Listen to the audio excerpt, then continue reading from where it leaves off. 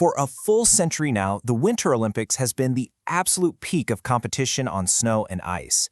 But the global spectacle we all tune in to watch today, man, it is a world away from where it all began. So in this explainer, we're going to track the incredible evolution of the Winter Games, but we're going to do it by following the sports themselves. All right, let's get into it. I mean, just look at this jump. Back in 1924, you had just 5 core sports. Fast forward to 2022, and that number's tripled to 15 different disciplines. It's wild. So how in the world did we get from such a small, specialized event to the massive program we have today? Well, the story, funnily enough, actually starts in the summer. Believe it or not, when the modern Olympics first kicked off way back in 1896, there was no Winter Games. Nope, didn't exist. For almost 3 decades, winter sports were pretty much an afterthought, just struggling to find a spot on the world's biggest athletic stage. So before there was an official Winter Olympics, the Scandinavian countries actually had their own successful thing going on called the Nordic Games. The first real push to get winter sports into the Olympics proper happened in 1908 at the London Summer Games. And get this, they included figure skating. But it was a really awkward fit. I mean, the skating events took place a full 3 months after everything else was over. It was becoming super obvious that, winter sports needed their own dedicated celebration. And so that finally brings us to 1924 in Chamonix, France. This was it, the very first official Winter Olympic Games. This event set the benchmark, the foundation for everything that would come after. And its scale, well, by today's standards, it was remarkably intimate. Get this, only 250 athletes competed in that first event. I mean, to put that into perspective, the 2022 Games in Beijing had almost 3,000 athletes. It was just a completely different scale. And those athletes, they came from just 16 different countries. Now compare that to the 91 nations that showed up in Beijing in 2022, and wow, you can really see just how much the global reach of the Games has exploded. And this number is especially striking.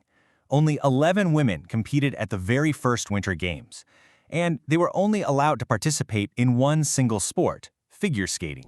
So what were those original sports? This is the crucial part.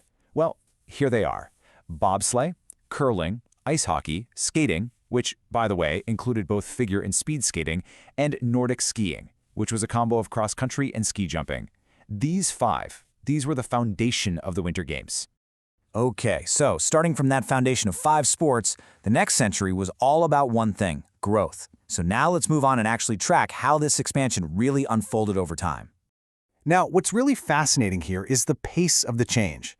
For the first 40 years or so, growth was kind of slow. I mean, we go from 9 disciplines to just 10 by 1964. But then look at the jump by 1998.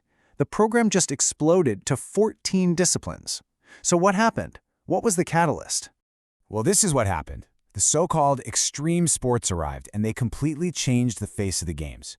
I'm talking about snowboarding and freestyle skiing. They were absolutely thrilling to watch. They brought in a much younger audience, a fresh, almost rebellious energy, and a whole new kind of athlete to the Olympic stage.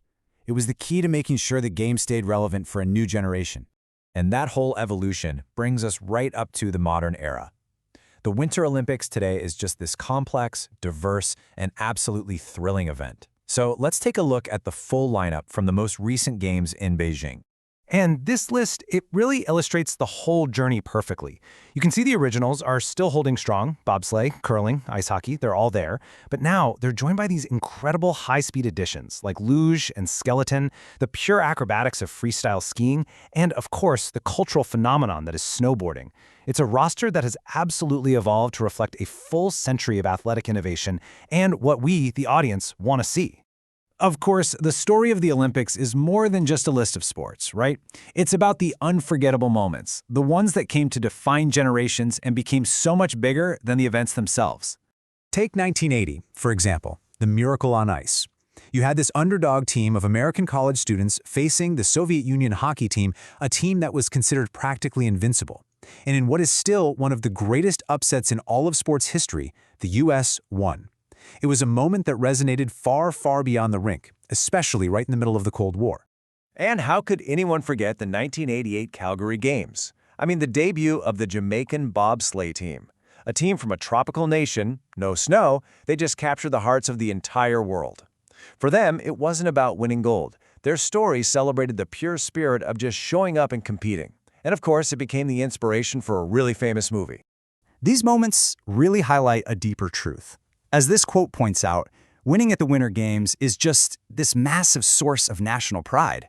For certain countries, like Norway, the all-time medal leader, success on the snow and ice is deeply, deeply woven into their cultural identity. So, from 5 sports to 15, from a few hundred athletes to thousands, the first century of the Winter Olympics has been this amazing story of relentless growth and change. It really makes you wonder, with all the new sports and new technologies constantly evolving, what will the Winter Olympics even look like in another 100 years? What are our grandchildren going to be watching? What's going to be the next snowboarding?